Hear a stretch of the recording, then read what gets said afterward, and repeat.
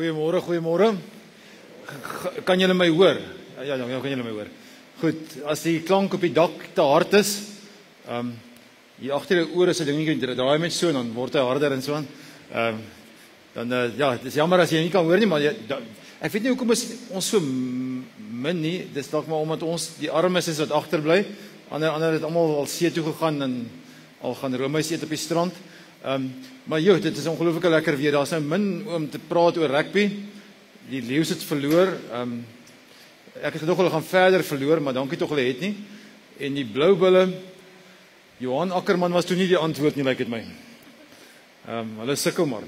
Daar's niks veel anderster nie. Ek is nou al half keelvol gekyk na al die ou shows wat hulle nou op die televisie het julle gesien. Daar's niks niets nie. Ek sien daar's die 30ste wat daar weer iets niets begin, maar almal is heruitsendings van heruitsendings van heruitsendings.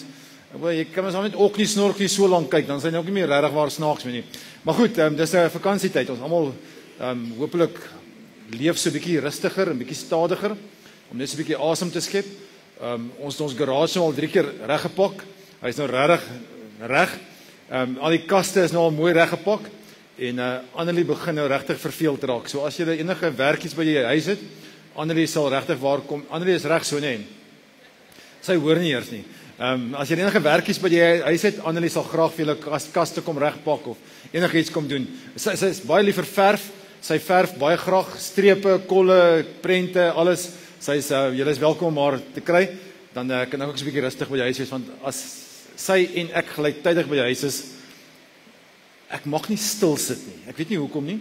Ek moet beweeg. Daar moet iets gedoen. Anders is ek onproduktief in die vakansie en dit mag nie gebeur nie. Daar's te veel goedjies wat moet reggemaak word. Okay. Goed, so dankie tog. Ek kan 'n bietjie kerk toe kom om te kom preek en net 'n bietjie nie goedjies regmaak nie, selfs op die heilige Sabbatdag. Mag jy regtig waar sommer met 'n wonderlike Kerstyd hê. Kersdag is 'n gewone tyd, ons erediens. So maak maar 'n knoop in jou oor. Donderdag 8:30 is ons erediens. En dan volgende Sondag, ek dink die 2 Sondae voor en na Kersfees is gewoonlik die Sondag wat die getalle so 'n bietjie gedip het, almal so 'n bietjie later lê. Maar die 2 Sondae is gewone tyd. En dan het ons nie 'n oujaarsdiens daar laat in die middernag nie. Ons het ook nie 6:00 die aand, oujaarsaand 'n diens in die kerk nie, maar ons het wel 'n Facebook live diens. So ek gaan so kort kwartier boodskap met julle deel. Half of 6:00 die 31ste is dit die Woensdag aand, as ek nou die regte dag, die Woensdag aand 6:00, so net voor jy die braaivleisvuur te hoog laat vlam, dan sal dit so kort diensie, maar dit is net 'n Facebook en YouTube diens. So moet nou nie 11:15 daai nag hier aankom nie, daar gaan nie iemand wees wat jou gaan bepreek nie. Goed. Kom ons maak ons oor toe. Here, as ons daar buitekant hoor hoe die water val, hoe die reën val, en die mense sien so rondom ons raak, hoe ongelooflik groen alles is, dan weet ons, U is 'n God wat nie ver eenkant is nie. U is baie meer as 'n preek. U is baie meer as iemand wat net met kom insit, sodat ek my storie vir kan vertel. U is 'n God wat alomteenwoordig is, wat hier is, wat gister hier was, wat oor 10 jaar hier gaan wees, wat hier in Suid-Afrika is, maar ook in Indië en Amerika en in Rusland. U is 'n God wat oralster is. En daarvoor aanbid ons U. Aan U kom die lof en die eer en die aanbidding toe, want U gee vir ons nuwe lewe, ook in ons lewens. En daarvoor eer ons U. Leer ons vandag asseblief van U alomteenwoordigheid. Leer ons net weer so 'n stukkie perspektief sal kry op wat U in ons lewens kom doen. Amen. Mag die Here se liefde en sy genade by jou wees.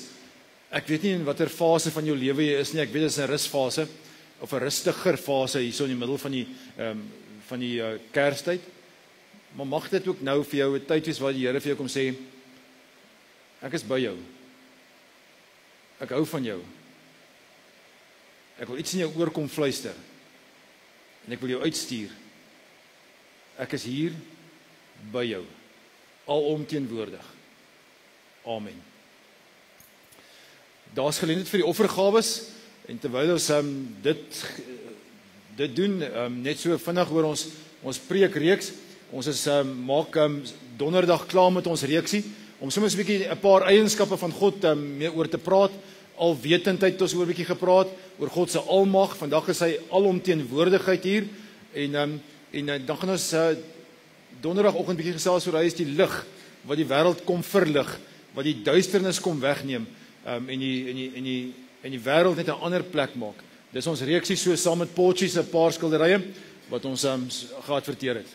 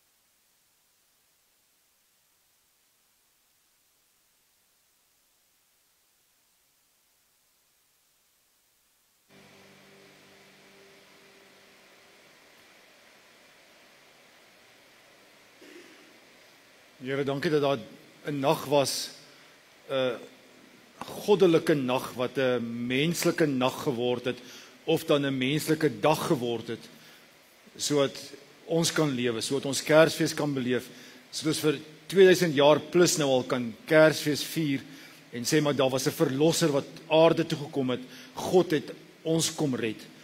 Aan U kom die lof en die eer. En mag ons hierdie boodskap oor en oor aan mekaar oordra. Amen. Ons gaan wel vir Kersdiens soeke stukke van die band terugroep van vakansie af wat hulle kom werk. So ons gaan wel donderdagoggend so 'n bietjie band hê om 'n paar Kersliedere daar om saam te sing. Die video's weet ons fill a gap, maar dis nie regtig waar wat mense graag sal wil nie, veral nie op 'n dag soos wat ons Kersfees gaan vier nie. Goed, ek gaan begin met 'n foto. Lank terug, 27 jaar terug. Annelie, kan jy jouself sien? Dit is Annelie daai en dit is Marisa daai en dit is ons troudag 27 jaar en 'n paar dae terug. Mooi bruid wat ek het, hè? Dit is stil vanoggend. Dink jy nie Annelie is mooi nie? Dink jy sy is ongelooflik sexy nie? Hey, gee vir haar 'n ander klap.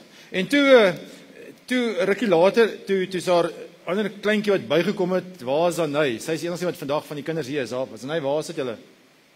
Agter, goed. Daar's ons drietjies. Marisa en Roan en Zanay en jy sien daai tyd toe ons getroud is en Zanay bygekom het ek nie geweet hoe my pa te wees nie. Dit was my 'n groot stryd geweest. My pa is dood toe ek baie jonk was, 8 jaar oud was. Ek onthou nie veel van hoe hy was nie. Ek het 'n paar momente, maar in jou klein kindergeheue onthou nie al daai goed nie, maar my pa was daar, maar toe tussen jou sonder 'n pa groot geword en toe trou ek met Annelie, toe ek sommer 2 kinders wat ek bykry, wat ek baie voor lief is, maar ek het net gewonder hoe moet ek wat doen 'n pa? Ek weet nou 'n pa moet liefde hê en hy moet 'n voorbeeld wees en al die goed, die teksboek goeters, die handboek goeters, dit ken ek. Maar ek het nie 'n voorbeeld gehad van hoe loop 'n pa saam met 'n kind nie. Hoe speel hy pop saam met sy dogtertjies en bal saam met sy seentjies en wat is die make-up daarvan?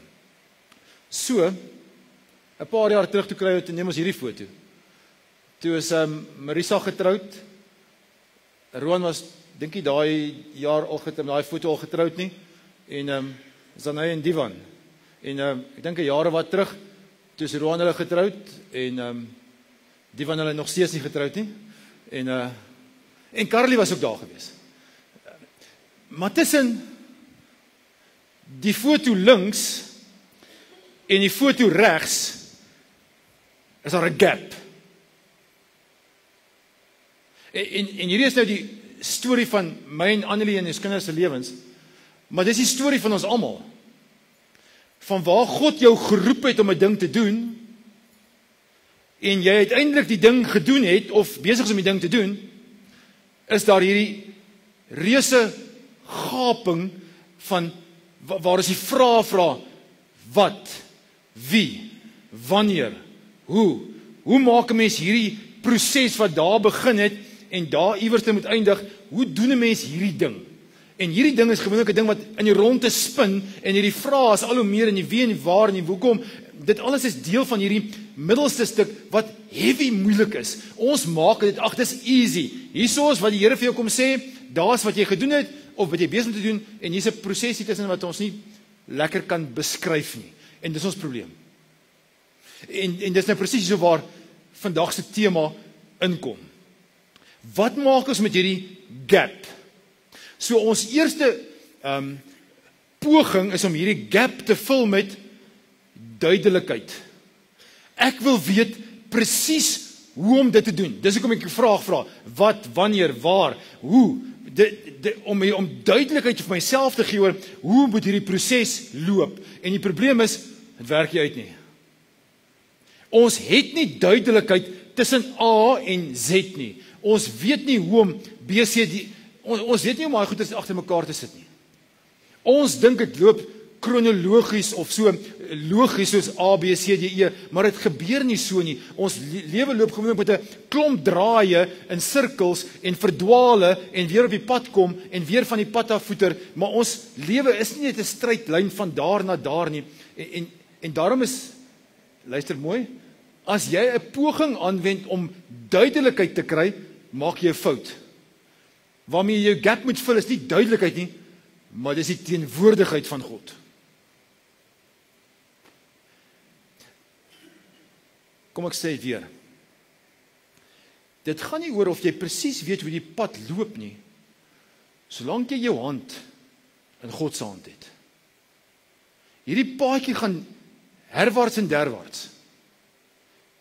Maar as jy jou hand in God se hand het, as jy hom toelaat om jou pad te stuur, dan gaan dit oukei wees. Die klassieke teks van Psalm 139.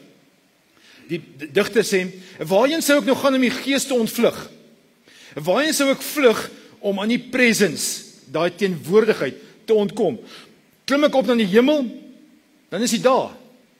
Of gaan lê ek in die doderyk daaronder, is hy ook daar. Vlieg ek na die ooste toe, of gaan woon ek in die verre weste, ook daar lei jou hand my, hou u regterhand my vas. Ek sou nie vir die duisternis, vir die donkerte kon vra om my weg te steek, of die lig rondom my in nag te verander, maar vir u selfs die duisternis die donker nie, en die nag so lig soos die dag. Duisternis is so goed soos lig. Die bottom line is, God is oral, bedoelende geografies oral, maar ook in die dimensie van tyd. Hy was in 1920s daar gewees, hy was in die 1950s daar gewees, hy was in 1965 daar gewees toe ek gebore is, hy was in 1980 daar toe jy gebore is, hy's in 2020 daar gewees op 'n bizarre manier met COVID, ons nie geweet hoe om God daar te plaas nie. Hy's in 2025 daar, en hy gaan ook oor 'n paar dae in 2026 daar wees. En as jy 2045 nog leef, gaan hy dan daar wees. So hy breek geografies die dimensies, maar ook die dimensie van tyd, van gister, vandag en môre. Hy's altyd oral, alomteenwoordig. En ons het maar grand woorde gekry om te probeer uitdruk, nie om te probeer iets, maar dis mind-boggling hierdie goeters. God se almag, hy's nie magtig nie, hy's almagtig. Hy weet nie alles nie, hy weet alles, hy's alwetend, hy is alomteenwoordig. En dis die hart van God. Iemand sê, as dit is dat ons die presence of God nodig het, die teenwoordigheid, nie die duidelikheid, nie presies hoe loop die pad nie, maar net die teenwoordigheid van God, dan maak ons dalk 'n fout deur te dink dat God net in daai groot momente moet opstaan en ons hom dat na raak sien.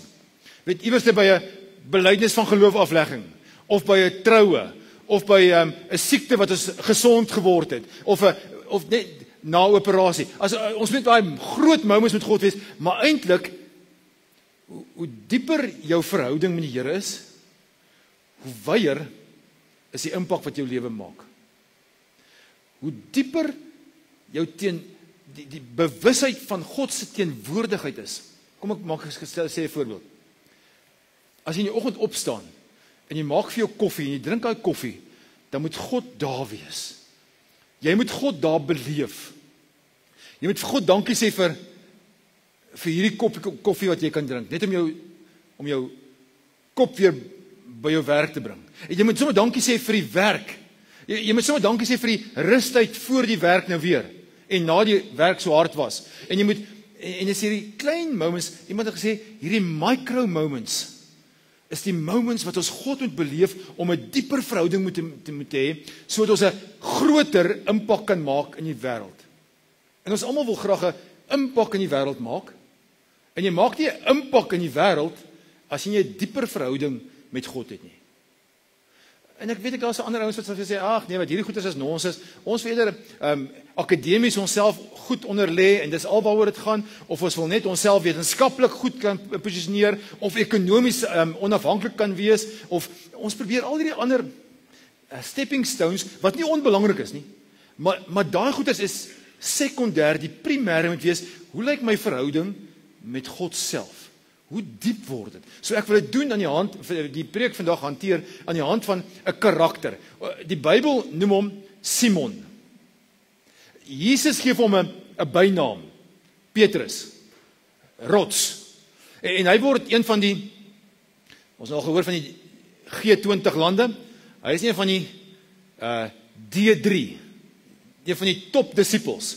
Hy saam met Johannes en Jakobus is hulle drie die boonste kwart van die disciples van Jesus, die close ouens.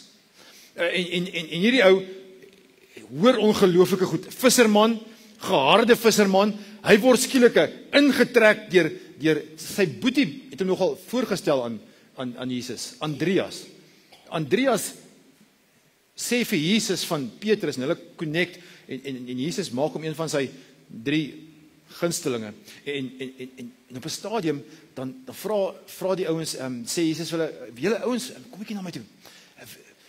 Ons nou so in 'n jaar en 'n half in die bediening in, wie sê die mense is ek? Dan sê party sê hy is Elia, en nou sê hy is 'n profeet, en dan sê hy, en julle, wie sê julle is ek?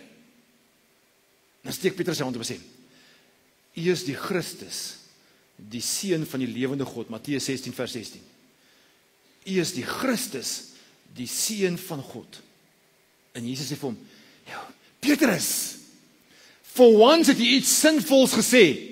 Op hierdie fondasie, hierdie fundament, hierdie wat jy net geuiter het, gaan ek die kerk bou. En ek gee vir julle die sleutels van eintlik Petrus, ek gee vir jou die sleutels van die koninkryk. So Petrus, Simon, dink, I'm okay. I've got the keys. Ek is een van die witbroodjies van Jesus. Ek word geleer, geteach, dag na dag. En dan maak hy partykeer droog. Julle onthou op die berg van verheerliking, skielik is hierdie Elia en Moses daar, so nou weet hy nie wat om te maak nie. Hy weet net, maar tipies van Petrus praat het te vinnig. Here, nou, dankie tog ons is hierso. Nou kan ons vir hitte bou, vir u 'n tentjie opslaan en vir Elia en vir Moses, elkeen net, en dan verstaan hy niks van wat daar gebeur nie. En dan gebeur daar 'n slegte ding in sy lewe. Die aand van Jesus, net voor Jesus gaan sterf, die donderdag aand, sê Jesus vir hom, voordat hy, ons almal ken die storie van Judas, nee. Dis bietjie later die aand, waar Jesus sê, een van julle gaan my verraai, en het gaan een wees, wie sy hand saam my in die sous gaan, in die brood gebreek word. En is Judas. Maar hy noem dit nie, sy naam word nie genoem nie. Maar 'n paar uur vroeër, dan sê Jesus, ouens, julle gaan my los, ek gaan nou sterf, en julle gaan almal weghardloop. En jy wat die keys het, sê, no ways, I'll not do that, ek sal dit surely nie doen nie. Ek gaan die volg, forever and ever and ever and ever. En Jesus sê vir hom, my ou, voor jou haan kraai, een van die evangelies sê 2 keer kraai, gaan jy my 3 keer verloon. Gaan jy my 3 keer deny. Never, Here, ek gaan dit nie doen nie. En dan gaan eet hulle. En dan gaan hulle Getsemane toe. Dan sê hulle, as Judas skielik daar opdaag met 'n klomp soldate, dan is dit einste Petrus wat sy swaard, so klein dolkswaard uitpluk en Malchus se oor afkap.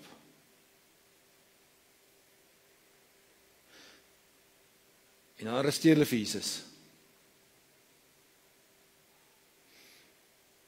En dan gaan jy sien weg van daar af na die binnehof, na die terrein waar die hoëpriester en die gouverneur van daai tyd was.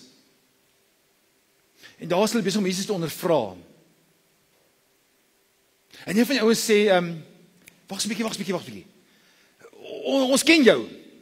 Ons ken jou, jy was saam met Jesus. Ek ken hom nie. Die derde een is 'n dogtertjie. Waarskynlik tussen 12 en 13 jaar oud. Hulle het 0 aansien gehad in die wêreld. Niks nie. Wesende 'n dogtertjie, wesende 'n 12, 13-jarige dogtertjie allermins, en hierdie dogtertjie sê, ek ken daai oom, hy was ook daar. En Petrus raak so woedend, dat hy weghardloop, wil wegkom daarvan, maar daai moment voor hy wegkom, nadat hy gesê het, ek ken hom nie, kraai die aan. En ek dink daar was 'n moment gewees, so oor die binnehof, Jesus aan daai kant besig om gegeesel te word, Petrus hierdie kant wat kon sien, ek dink daar was, toe die haan kraai, is daar 2 stelle oë wat op mekaar gelok het. Ek dink dit was net too much vir Petrus. En hy drop sy bediening. Hy drop dit wat hy eintlik moes gaan doen het. En hy dink by homself, I'm not good enough. Die res van die verhaal ken ons. Dat Jesus gekruisig is, opgestaan het. En dan blaai ons nou na die heel laaste hoofstuk van Johannes toe. Johannes 21. Simon, Petrus en Thomas, wat ook Didymus genoem word, en Nathanael van Kana in Galilea, die seuns van Zebedeus, Johannes en Jakobus, en nog 2 ander disippels was daar saam. Dis nou naby Tiberias. Simon Petrus sê toe vir hulle, ek gaan visvang. Ek dink nie ons besef die omvang van daai sinnetjie, ek gaan visvang. Petrus sê daarmee, I'm done. Ek is klaar met hierdie Jesus ding. Ek gaan terug na my ou job toe. Ek gaan aansoek doen vir my ou job, want daar waar die Here my wil gebruik het, dit het nie gewerk nie. Ek het droog gemaak. Ek het vir 3 ouens gesê, ek ken nie vir Jesus nie. Ek wat sou sê, ek ken hom, het hom gedrop, het hom geval. So hy besluit om te gaan visvang. Die ander sê sommer, ons gaan saam met jou, ons gaan saam. Hulle het gegaan, in 'n skuit geklim, maar daardie nag het hulle niks gevang nie. Toe het al lig was, het Jesus daar op die strand gestaan, maar die disippels nie geweet dat dit hy is nie. Iemand sê, dit is min of meer 100 meter weg gewees van die strand af. En dan moet jy dink, Jesus se volgende woorde, is nou nie, hey, julle het julle iets gevang nie? Mense, het julle iets gevang? Wie is hengelaars is ons? Steek jy op jou hand as jy hengelaar is? As hengelaars nie iets vang nie, dan sal hulle nogal grumpy. Is dit die regte woord? Daar's sterker woorde as dit, maar ek mag nie van die kanslaaf sê nie, maar grumpy, hulle is bevoeterd. So wat dink jy is die volgende woorde? Nee. Nie uitgebrei oor 'n sin nie, net niks nie. Los my uit. Dis 'n kort sinnetjie wat sê, ons het niks gevang nie. Hy sê te vir hulle, gooi die net aan die regterkant van die skuit uit, dan sal hulle iets kry. Hulle het die net toe daar uitgegooi en vanweë die groot klomp vis kon hulle hom nie weer intrek nie. Ek weet nie hoe goed ken jy jou Bybel nie. Maar Petrus is op daai boot. En hierdie moment moes vir hom 'n déjà vu gewees het van wat 3 jaar terug gebeur het. 3 jaar terug was hierdie event amper dieselfde. Dit het so gegaan. Petrus was die eienaar van 'n boot. Jesus wou preek. Hy het 'n preekstoel gesoek. Daar's mense wat op die strand staan. Hy soek 'n preekstoel. Hy sê vir Petrus, ek wil jou boot leen. Petrus sê okay, en hy roei hom so eentjie weg en dit vorm 'n natuurlike amfitheater. Die sound word lekker versterk, geamplify deur die watergolwe. So is 'n wonderlike stelsel wat hy daar so het. En hy preek. En Jesus na dit sê vir hom, Petrus, het jy toe vis gevang? Ek het nie op jou skuit gepreek, maar jy het iets gevang. Hy sê, nee, ek het nie. Hy sê, nou, gaan terug en gaan gooi die net aan die ander kant uit. Ja, ons nette is klaar gewas. Dis klaar, ons het nou klaar 'n slegte dag gehad. Moet dit nie kom invryf nie. Die nette is klaar gewas. Ons moet maar môre weer gaan probeer, want jy gaan vang nie vis as die son helder skyn nie. Dan sien die vis, hier kom 'n net en dan chak hulle, dan waai hulle. Daai sekere sloep waarin hulle by was, is nie goeie visvang hengelaar paradys nie. Daar was nie fish finders gewees nie. En Here, met alle respek, you are the preacher, so preach. I'm the fisherman, I'll fish. En hy sê vir hom, gooi net daai kant. En hy gooi en, hier so baie, hy moet 'n tweede ou roep om te sê, kom help. So iewers moes Petrus op hierdie moment, in Johannes 21, 'n déjà vu hê van, daar was 'n ander dag wat die Here dieselfde ding gedoen het. Maar, op hierdie stadium weet hy nog nie dat dit Jesus was nie. Johannes, die disipel vir wie Jesus baie lief was, sê vir Petrus, dis die Here.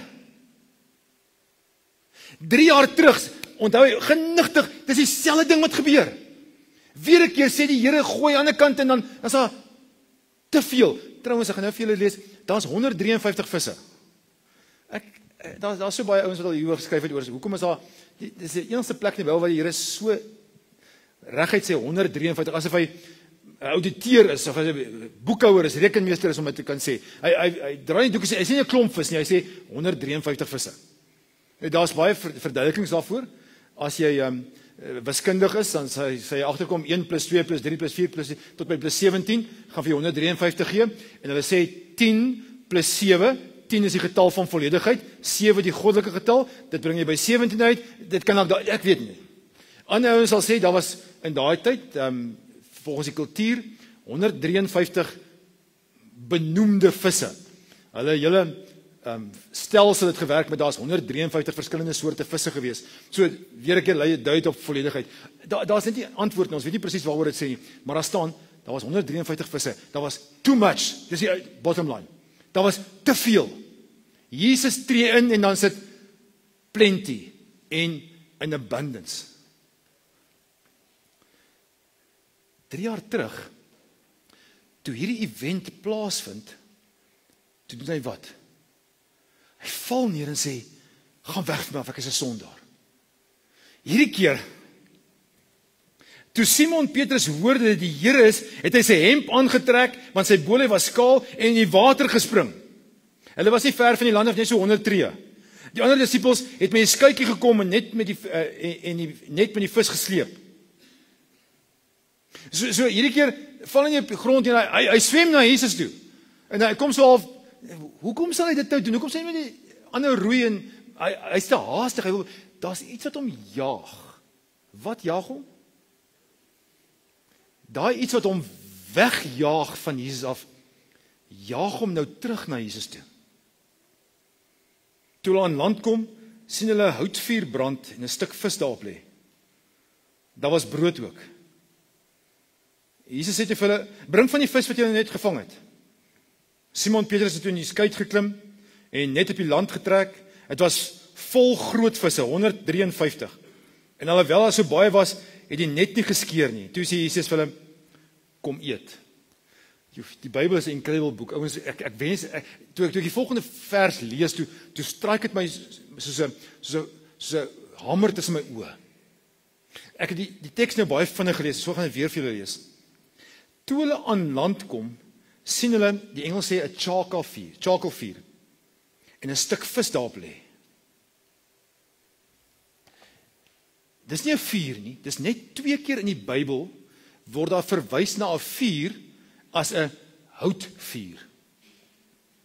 Raai waar was die ander keer gewees? Die ander keer was net so 'n paar hoofstukke terug, toe die soldate buitekant die binnehof besig om hulle hande warm te maak, toe staan daar, hulle het by 'n houtvuur gestaan en hulle hande warm gemaak. En wie was daar by hulle? Petrus. Een van die kere dat hy Jesus verloon het. En Jesus bring hierdie twee events en connect in mekaar. Petrus, die reuk van houtvuur gaan by jou, spook is dalk nie die regte woord nie, gaan by jou bly. Dit gaan die reuk wees wat jy gaan onthou. Die reuk toe jy my gedrop het, maar hier kom die wonderlike. Maar ook die reuk van die keer wat ek jou gaan terughaal het, uit die waters uit, van jou job waar jy weggevlug het, gaan ek jou haal en vir jou terug en sê, ek is nog nie klaar met jou nie.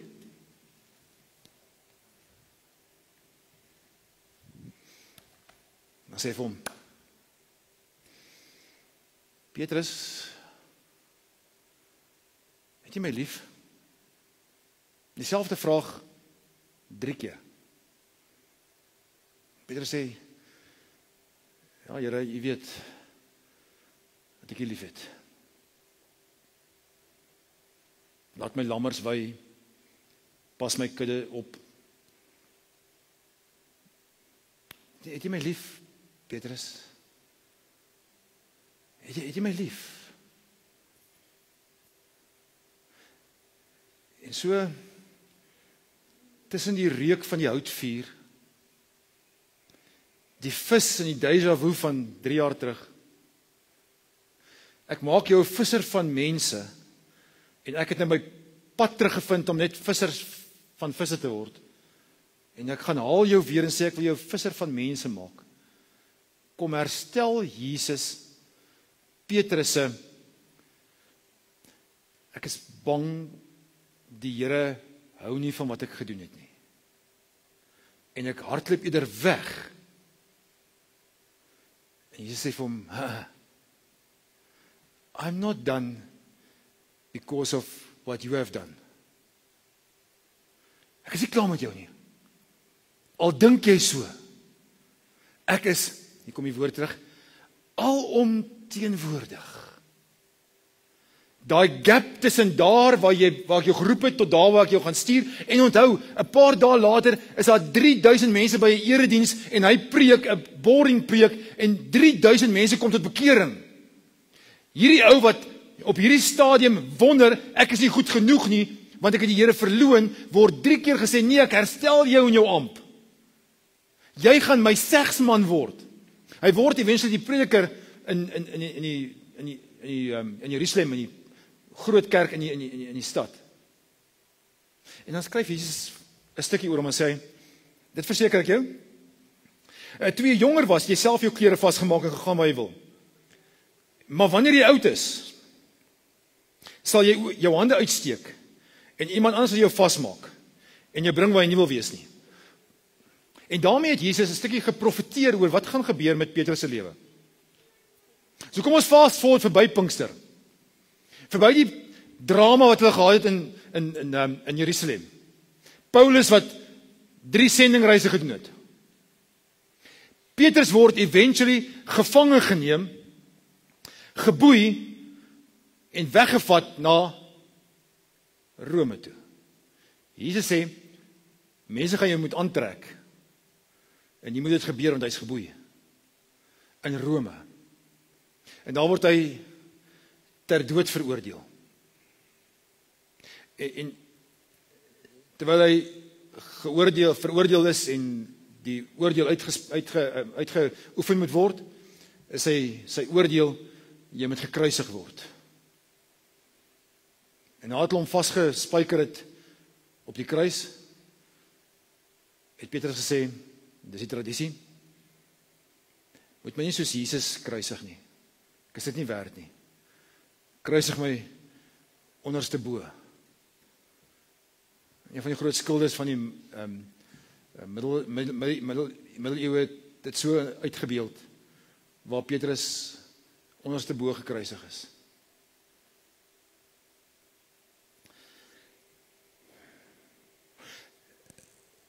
Hou op om te glo wat sosiale media van jou sê. Hou op om die stories te glo van jou skoonma, wat jou skoonma van jou dink. Hou op om te sê, maar my ma, my pa het my so gemaak en my so laat staan. Hou op te sê, maar I'm not worth it. Ek is nie goed genoeg, ek weet nie hoe my pa te wees, ek weet nie hoe my 'n goeie werker te wees nie. Ek weet die Here het my geroep vir daarso, maar ek karring maar hierso aan want ek het nie duidelikheid nie. God is oralster daar. Hy gaan elke dag by jou wees. Elke micro moment gaan hy by jou wees. Simon Petrus kon dit glad nie dink nie. Hy het gedink, hierdie is te groot. Laat ek maar teruggaan en gaan visvang. Nie sê, kom weg daar. Kom ek stuur jou op 'n nuwe pad. Jy dink 153 visse is baie. Wag tot jy 3000 mense tot bekering bring. Na die Here toe lei. Dis amazing, man. Wag tot jy 'n gemeente soos Jerusalem gemeente moet bedien, wat 'n arm gemeente is, wat nie geld het nie, wat Paulus hulle moet geld insamel om vir Jerusalem gemeente te sorg. Dis waar dit is. Jy gaan dit maak, jy gaan dit maak. Here, maar ek is nie capable, ek is nie goed genoeg. Dis okay. Ek is alomteenwoordig. Omnipresent. Ek is altyd by jou. Laaste stukkie. So Petrus hoor die Here sê vir hom, okay, dis nou ons nou herstel. Jy moet my skape voer, jy moet hulle voed, jy moet vir hulle sorg, jy gaan die gemeente versorg, jy sê ek herstel jou in jou amp. En dan stap hulle en dan kyk hy so rondom en sê sny vir Johannes, die een wat vir wie Jesus baie lief was. Dis interessant, Johannes skryf mos die evangelie van Johannes. Maar hy verwys nooit na homself as Johannes nie. Hy verwys elke keer in sy brief, of sy evangelie, na die een vir wie Jesus baie lief was. Interessante woordspeling, maar maak nie saak nie. So Petrus en almal stap nou saam agter Jesus aan, en dan sê Petrus, Here, wat van hierdie ou? Wys hy sy vingers so na Johannes toe. Wat? En dan sê Jesus vir hom, volg jy my? In mooi Afrikaans, hou op om vinger te wys na ander mense, te vra oor hulle. Volg jy my? Dis al wat ek van jou vra. Daar's jou roeping, daar's die eindpunt. Here, hoe moet hierdie werk? Maak nie saak nie. Volg net vir my. Ouens, toe nog 26 lê om die draai. Ek weet nie wat vir ons voor lê nie. Daar gaan waarskynlik 'n klomp turbulensie wees. Daar's 'n verkiesing iewers te volgende jaar. Ek kan dink dit gaan moeilik wees. Die Leeu's gaan weer 'n keer op Ellis Park moet gaan speel of op die omgeploegde Nuwe Land. Die ekonomie gaan waarskynlik weer 'n draai vat. Dip of ek dink nie hike nie, maar maak nie saak nie. Dit maak nie reg saak wat gebeur nie. Solank ek en jy net ons hand in God se hand sê, Here, ek gaan nie terug daarna toe nie. Ek het 'n roeping daar gekry. En come what may, ek gaan terug na skool toe, terug gaan universiteit toe, terug gaan na my vrou toe, terug gaan na my man toe, terug gaan na my omstandighede toe, en ek gaan regtig waar my bediening uitleef voluit. Ek gaan nie quit nie, al voel ek so kwoter. Al voel ek so 'n loser. Ek sal opstaan en jy volg. Wat van hulle? Los hulle maar vir hulle. Of vir my. Volg jy vir my? So, hier's 3 vrae. In hierdie week is daar 3 dae voor Kersfees. En elkeen van hierdie 3 dae vra die volgende 3 goeders vir jouself af. Nommer 1. Terwyl jy besig is om jou stilte tyd, terwyl jy besig is om 'n stuk in die Bybel te lees, vra vir die Here, Here, U is alomteenwoordig, so wat wil U vir my uit hierdie stuk uit leer? Wat is dit wat U op my hart kom plaas? Wat kom stuur U by my? So jy vra die vraag oor die Bybel. En hoe die Bybel vir jou moet praat. Tweede vraag. Here, hier is my dagboek, hier is my skedule, hier is my to-do list. In hierdie dag van my, hoe kan ek U verheerlik in hierdie dag? Hoe kan ek dit wat ek daar geleer het, daar gaan toepas? En nommer 3 gebeur in die aand. As jy nou in die aand kom en net voor jy gaan slaap, dan dink ek terug, Here, het ek hierdie goeters wat U vir my geleer het, wat ek in my dag gaan toepas het ek die experience. Het ek daai micro moments u hand in my lewe gesien. Want as jy 'n wye impak wil hê, moet jy 'n dieper verhouding met die Here hê. Dit gaan nie oor duidelikheid nie, maar oor teenwoordigheid. Here, leer ons asseblief om soms stil te raak en van u teenwoordigheid bewus te raak, elke sekond van die dag. Ons sou sekerlik meer klarigheid, duidelikheid wil gehad het oor presies hoe werk alles. Maar aan u kom die lof en die eer en die heiligheid toe, Here. U wat God is.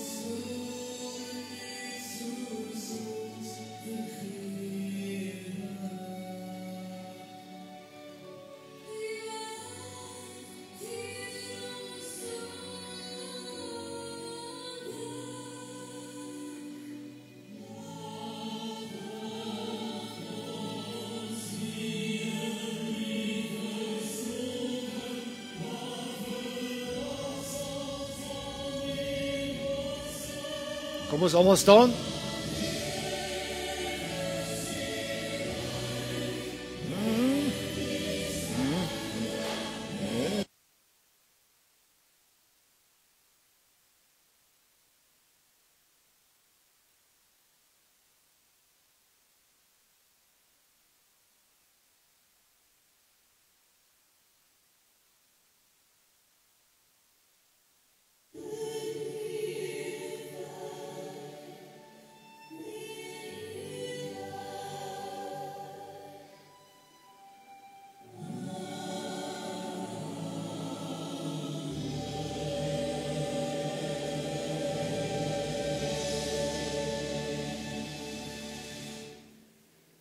Mag die Here se genade en sy liefde saam met ons gaan.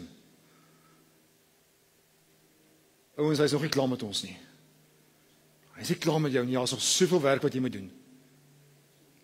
Jou impak wat baie breed kan wees, begin by 'n verhouding wat baie diep moet wees. Mag sy genade en sy liefde saam met ons elkeen gaan. Amen.